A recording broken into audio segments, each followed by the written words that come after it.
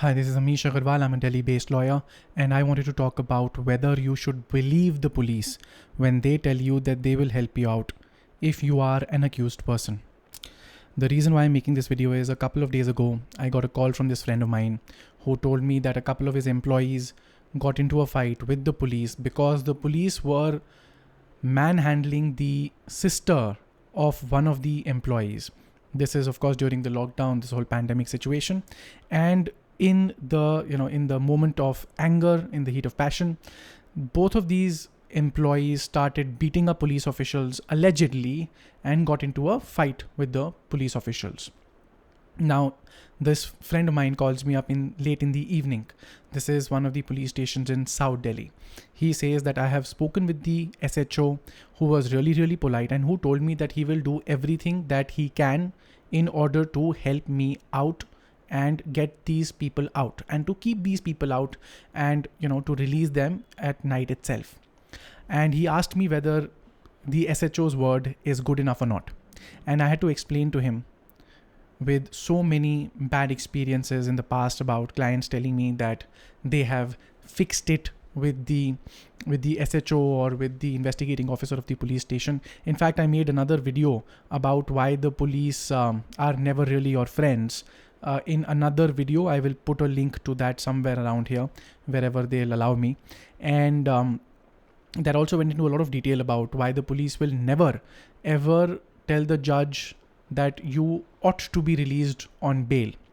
And so here again, the principle comes in. Yes, of course, as a matter of law, the SHO is at complete liberty. If they do not register an FIR and they just let it go, no harm done, right? These employees of his can go back home, can sleep peacefully, knowing that nothing will happen to them.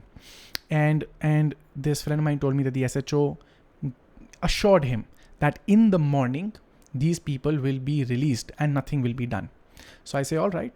I still suggested to this friend that the factum of the, of course, it does not give an excuse to a person to attack the police if they are in any way manhandling your sister. But you and I can imagine that if something like this is going on, and even if you want to reach out to somebody for help, who will that be? It will be the police. And when the police themselves are doing this kind of a thing, it gets very, very difficult for anyone to imagine that there can be any semblance of justice, any redressal mechanism which is available. And that is why perhaps these people went about doing this. Yet I said that at the very least, if nothing else, the sister of one of the accused persons should get justice. And the fact that they were provocated by the police when they misbehaved with the sister is also a supervening factor which will come into play. Of course, the police will never say that, yes, we were acting high-handed and that is the reason why these, lads did it and they were wrong to do it. The police will say, we were doing our job.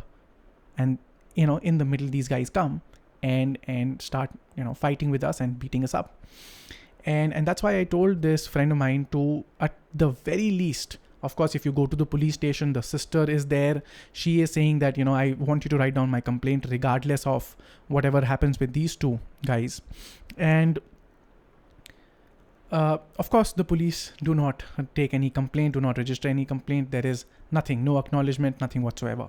So in this kind of a circumstance, at around 11 in the night, I told this friend to at least have the sister write an email to the police station, which nowadays, at least in the great city of New Delhi, you are having email addresses particular to every single police station, along with an email to the DCP, which has been there since time immemorial. At least since I started practicing law, there have been an email address of the DCP at the website of the Delhi police. And I told this friend that at the very least, tell the girl on the same day of the incident to write an email, a small one at that, and send it for a record keeping purpose. This friend, 11 in the night, tired from all of this, perhaps that's the reason why I attribute him not having that girl send that email to the police. The next day in the morning, the fellow calls me up and says that Here, this is a completely different story now, which is coming into picture. FIR has been registered. These people have been taken into custody and they are being charged with 186 and 353 of the Indian Penal Code. Now, if you're a regular viewer of my channel, you will remember that a couple of videos prior, I posted about the Delhi couple misbehaving with the police who were arrested. The famous Delhi couple in the car video, and these two guys were also charged under these same two sections, 186 and 353.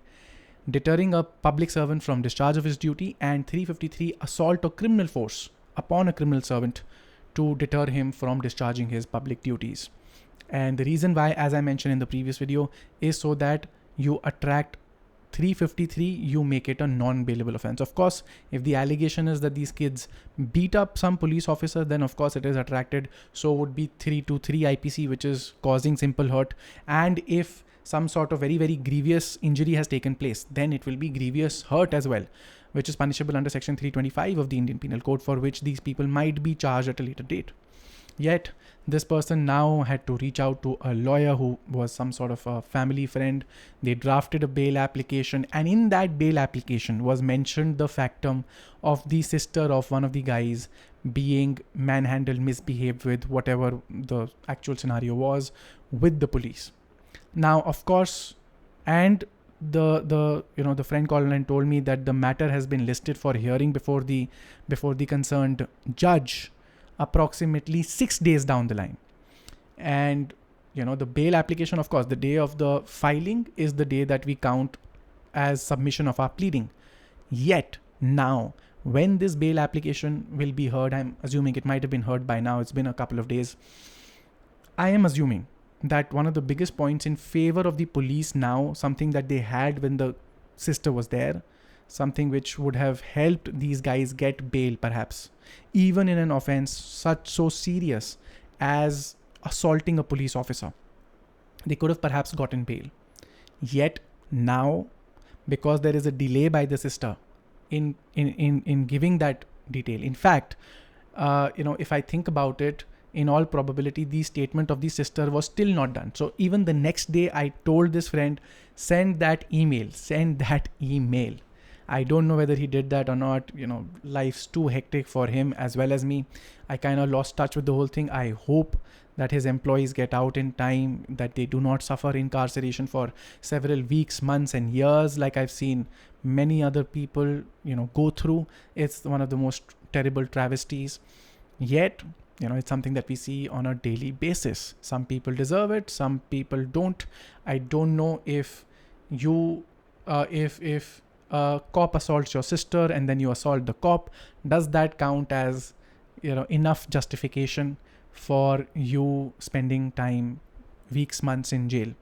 In any case, this reminded me of another situation that had occurred a couple of years ago. A client called me up and told me one of his relatives was charged under section 302 of the Indian Penal Code. And he told me that, the 302 client later on became the person became a client later on, a couple of days later. But in the meanwhile, this person told me, and again, this thing comes to mind, ever so often, there's so many examples which are there, that I went to the SHO and I said, please keep my, my whatever relative, my I think it was his nephew. So keep my nephew out of this, thing where there are multiple accused persons. There are 5 or 6 of them. And now, an extra name has been added just because he's a relative of the other actual assailants. And in this kind of a situation, you're adding an extra name. Please don't do that. We beg of you, just because the complainant knows that this particular nephew is also a family member. He's trying to rope in extra people just to get in an extra, little bit of punishment for the entire family. And the SHO took 20,000 rupees. He handed over 20,000 rupees, which for this fellow was a big sum of money because they were not very, very affluent. And the SHO took that money and yet charged the person with the relevant offense. The person did spend approximately, I think a year in custody because of several factors. And it's I again consider it to be a big travesty. On one hand, you are falsely accused of an offense, or even if you are rightly accused of an offense, but for the police to come, stand there, act as your confidant, act as your good friend, and then stab you in the back is something that I feel, is something that you need to be wary of. Having said that, I will not say that all cops are bad. I have some very very good friends who are cops, and I understand what kind of pressures, what kind of things they go through. And let me tell you, a lot of them, especially when I am there for a complainant, or on some occasions for a very clearly visible innocent person who has been accused falsely, they have come through, they have been very very helpful. I think it's on a lot of days it's just a random lucky draw luck situation, where if you encounter an investigating officer who has done a lot of good a bunch of good cases where he has been a very very good police officer, maybe he'll take a little bit of an he'll consider it a little bit of a joyride to go ahead and mess with you, mess with your case, take money, and then also stab you in the back. Just couple of things that you should be thinking about when you are considering yourself dealing with the police, as a lawyer, as a citizen of this country. If you liked this video, I would love it if you press the thumbs up thing. If you haven't subscribed, please do go ahead and subscribe. And apparently I've been told that if you comment and if you press the bell icon, it helps with better visibility with the YouTube videos. Thank you for watching.